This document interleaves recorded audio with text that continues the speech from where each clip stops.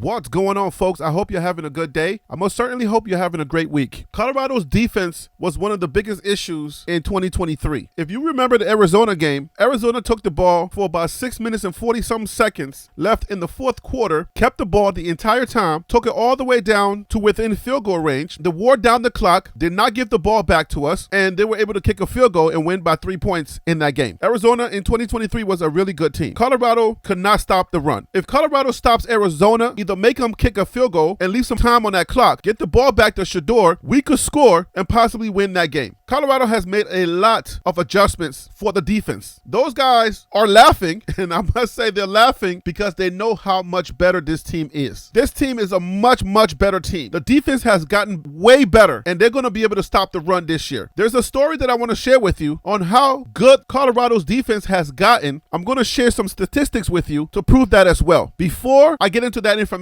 guys, let's play our intro and let Shedeur Sanders tell you who we are around the channel, TLP Sports Club. Shedeur, let him know. BWB, bandwagon buffs, That's right. It's your man's Harry Billion. Please do me a favor and smash that subscribe button. Make sure to give me the thumbs up. And don't forget to hit that bell notification so that you can get the videos as soon as I upload it to YouTube. All right, family, I got to go ahead and get into this video real quick. So that's all the business I got. You know what time it is. Let's work. All right, guys, so welcome back and thank you for sticking with me. That's right. We are BWBs. We're bandwagon buffs around here because of Coach Prime. We are at Colorado. If you're just learning about Colorado, don't let nobody shame you online. We've made it socially okay here at TLP Sports Club for you to be a bandwagon buff without feeling any type of shame. You can also get your bandwagon buff gear on the channel. I want to say thanks to Well Off Media, Bucky. Thank you so much for this video that I'm talking over. I appreciate the hard work that you put in. Thank you. Let's not take any more time, guys. Let's go straight to the information. All right, guys. So this information that I'm about to speak on, it comes from the Coloradoan.com. Why Colorado football's defense would be a strength, not a weakness in 2024. This article was written by Scott Proctor. Now, real quickly, I like to do these type of articles because it gives us a lot of insight. Within the information, you will learn some statistics that gives you information about stuff that you may not have known about the team. Colorado football had one of the worst defenses in all of college football last season. No, seriously. The Buffaloes allowed 34.8 points per game, which ranked 121st amongst FBS teams, worse than schools like Louisiana Tech, Tulsa, and Kent State. Opponents scored at least 35 points in 6 of Colorado's 12 games last year. Although the Big 12 is historically known for its high-octane offenses, Deion Sanders' Buffs must improve on the defensive side of the ball in 2024 to survive their transition from the Pac-12. It shouldn't be too difficult to upgrade a unit that allowed 276.9 passing yards, third worst in the Pac-12, and 176.4 rushing yards per game, which was second worst in the Pac-12 last season. In fact, defensive improvement should be the bare minimum. The real question is just how good can Colorado's defense be? Experienced and productive additions via the transfer portal gave the group a chance to go from a team weakness to a strength in just one off season. And here's why. Elite returning production. There will be a handful of new faces on Colorado's defense this fall, but that doesn't mean they're new to college football. The Buffs are returning 71% of last year's production as of mid-May, which ranks 17th in FBS and 4th in the Big 12, according to ESPN Bill Connolly. Did you know those stats? That we were returning 71% of our production? Did you also know that we were ranked 17th from our returning players? Also being ranked 4th in the Big 12? If you didn't know that, let me know in the comments. That figure includes Colorado players who are back with the Buffs in 2024, like Shedeur Sanders, Travis Hunter, and incoming transfers who produced elsewhere last season. Last year's top 4 teams in returning production, Kansas, Missouri, Florida State, and Michigan, jumped from a combined record of 35-18 to 48-7, making it a good indicator of improvement. Keep in mind, those numbers do kind of mean something. Every now and then you'll get those numbers and people are like,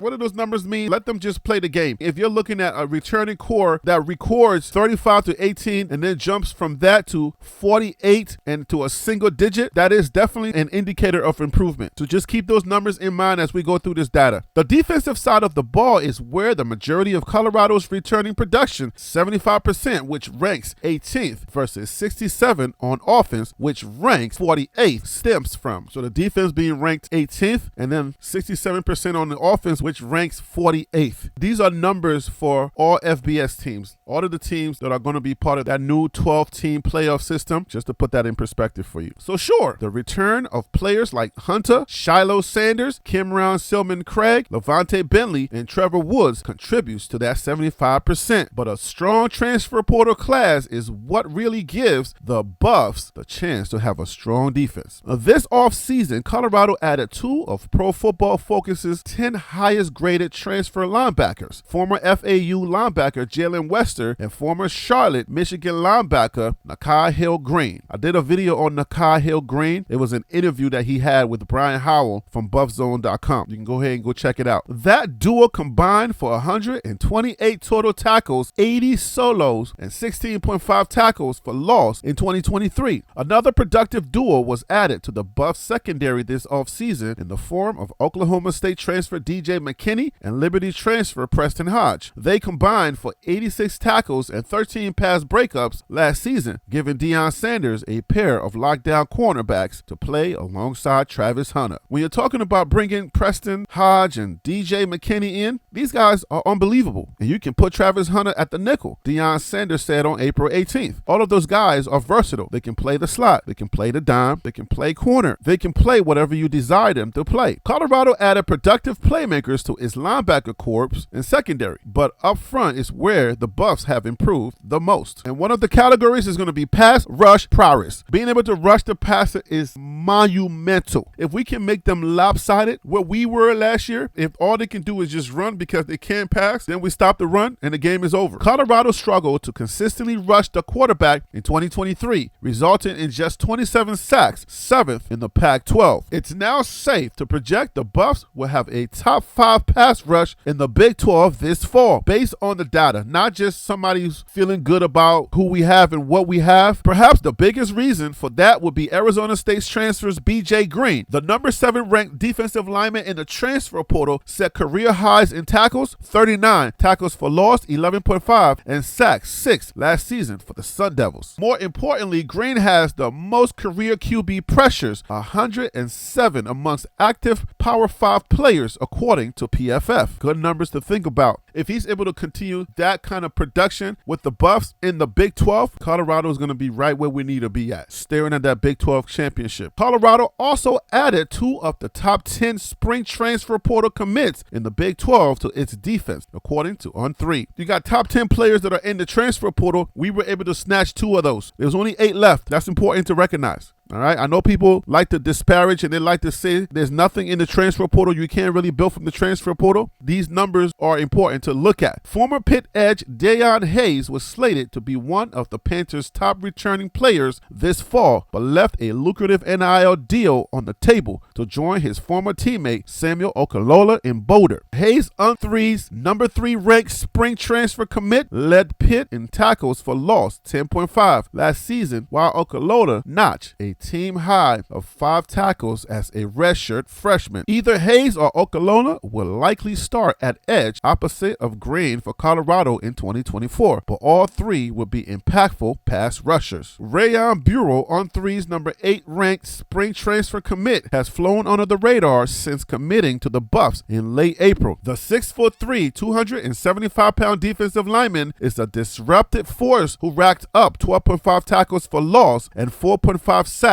in 2023 at Ohio. He anchored a Bobcats defense that ranked 6th in scoring last season, smack dab in the middle of Georgia and Notre Dame. If you just pay attention, the data is showing you that we got some key players from that transfer portal. Houston transfer Jadozi Wantwo, LSU transfer Quincy Wiggins, Alabama transfer Aquin Barnes, Buell, and others will give Colorado's pass rush a chance to be dominant. Travis Hunter isn't a transfer, but he's on the cover of EA Sports College Football's 25 video game for a reason. That's correct. The 2023 Paul Hornung Award winner, given to the most versatile versatile player in college football, is a transcendent talent and a projected top 10 pick in the 2025 NFL Draft. Thanks to his innate ability to track the ball in the air, Hunter can dominate at receiver, where he had 57 passes for 721 yards and 5 touchdowns last season, or the complexion of a game at corner, where he held opponents to a 57% completion rate, intercepted 3 passes, and deflected 5 more. The talent level of Colorado's wide receiver room has grown significantly this offseason with the additions of transfers, former FAU wide receiver LaJohntay Wester, former Vanderbilt wide receiver Will Shepard, and the development of Omarion Miller. It should allow Hunter to take a bit of a backseat at times on offense and be fresher for his defensive reps, something NFL scouts would probably like to see anyway. That's a scary proposition for opposing offenses. What's even scarier is the fact that Hunter should be surrounded by much more talent than he was last season. How can a disruptive defensive line and pass rush help a ball-hawking cornerback like Hunter? It could cause a QB to throw under duress or earlier than he wants to, leading to an interception. Hunter did enough last season to find himself in the first round of NFL mock drafts, but what if he's even better in 2024 with an improved supporting cast and full health for the entire season? Missed 3 games with a lacerated liver. If he is, not only would there be a discussion of Hunter's being the number 1 overall pick in the 2025 NFL Draft, but Colorado's defense will have transformed from a weakness to a strength. Bravo, bravo to Scott Proctor. That's a beautiful article. I appreciate that. Other defenses and other teams are talked about heavily when it comes to the Big 12, or I would just say period, because nobody wants to give Colorado a chance. The same work that other teams put in is the same work that Colorado's putting in. The same facilities, the same resources. Colorado has those same resources. Take a look at the Big 12. Sometimes our assessments are on the mighty SEC. We look at the Georgias, we look at the Alabamas, we look at all of the elite teams that have been winning or that have a winning culture or winning history. And we say there's no way that Colorado can hang with any of these teams. Sometimes it's even hard for us to see past our own biases. The biases that includes the hate for Coach Prime, the biases that includes the 4-8, 1-11 from 2022. Everything is still there. So it is very easy for us to prognosticate or judge other teams way better and treat Colorado like Cinderella. We talk highly about other teams. We like to say how great North Dakota State is, and then we say, Colorado made some improvements. That's great. We like to give other teams the benefit of the doubt for losing some players, lack of leadership in other areas, for some weaknesses that they may have on their teams. That's why I like to do videos that covers other team when I put the spy cam on other teams, to give you a full understanding of what's going on in the Big 12. Because once you understand what's going on in the Big 12, it makes sense to say why Colorado should be ranked either higher or why Colorado is going to do very well in the Big 12. Why you have people like Joe Klatt, who is now saying Colorado could take the Big 12. The information is based in some type of data. It's based on production. You cannot apply the information to other teams and leave that information out when it comes to Colorado. You're staring right now at Travis Hunter. Travis Hunter is one of the most dynamic players in college football. When you think about him being on the cover of EA Sports, you're not thinking that he's just on there because they like Travis Hunter. He's on there because the guy is dynamic. When you're looking at Shedeur right there, you're not just looking at Shedeur thinking like he's some regular old quarterback. Shedeur is actually an elite quarterback. Regardless of us pumping him up and saying that he's one of the best quarterbacks in college football, his play actually suggests that he is one of the best quarterbacks in college football, as long as he can get that protection, as long as he can be upright and not on his back. These are not opinions based in feelings, how we feel about Colorado and how we feel about Coach Prime. We're talking about numbers. That's why when people like Scott Proctor, when they do their research and they pull the information from FBS teams, you should respect the information. We understand that they have to go out there, they have to play. They got to put it all out there on the field. That's where it counts. The numbers are going to handle themselves. Whether you want to pay attention to it or not, that's up to you. You can continue to say we're fanboys, call us groupies, but they're going to have to play Colorado. And you'll see what we're talking about and how those numbers are going to turn out. With that being said, guys, I'm going to leave it right there, and I will see you. Get it? See you on the next video. Okay.